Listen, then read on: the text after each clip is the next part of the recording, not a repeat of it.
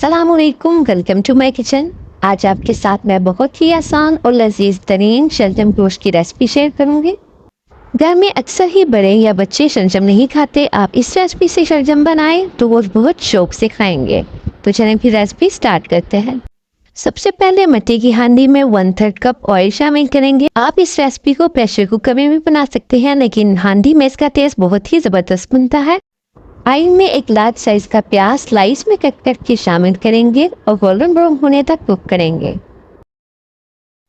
प्याज यहाँ पे गोल्डन ब्राउन होना शुरू हो गए हैं तो उसे 1 से 2 मिनट मजीद फ्राई करेंगे। हाफ केजी यहाँ पे मैं बीफ का गोश्त शामिल करूंगी। आप इस रेसिपी को मटन में भी बना सकते हैं।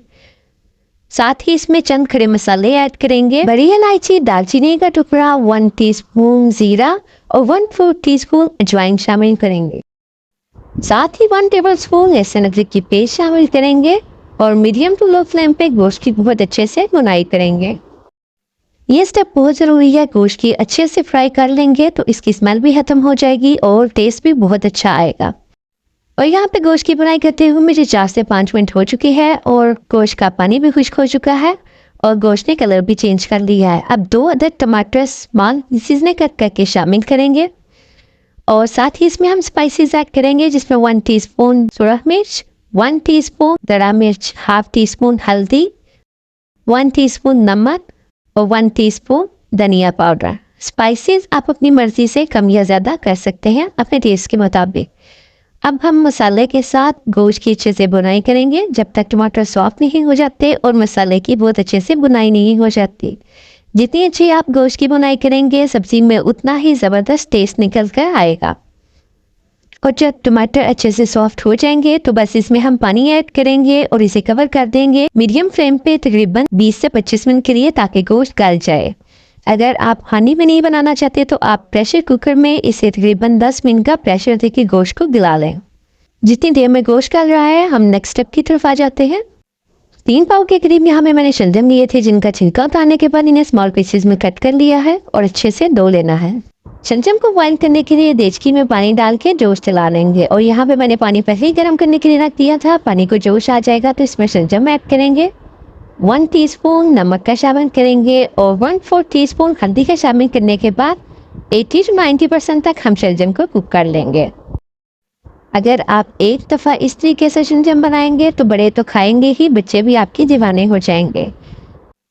जोश आने के बाद शलजम को पकते हुए 10 मिनट हो चुके हैं तो यहाँ पे तकरीबन 80 से 90% तक ये गल चुके होंगे। तो बस इसे स्ट्रेनर से निकाल लेंगे। जिस पानी में हमने शलजम को पकाया है वो पानी ज़ाया कर देंगे।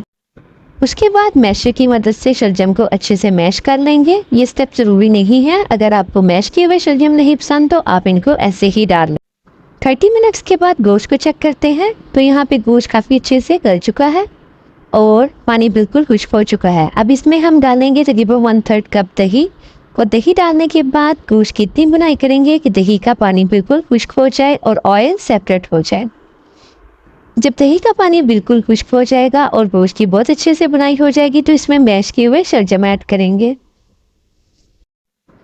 इसके बाद शलजम को गोश्त के साथ अच्छे से मिक्स करेंगे और मिक्स करने के बाद फ्लेम को बिल्कुल लो कर देंगे, यानी दम वाली आंच पे हम इसको मज़ीद 10 से 15 मिनट के लिए कवर करके रख देंगे ताकि शलजम जकचन हो जाए और इसमें मसाले का फ्लेवर भी आ जाए।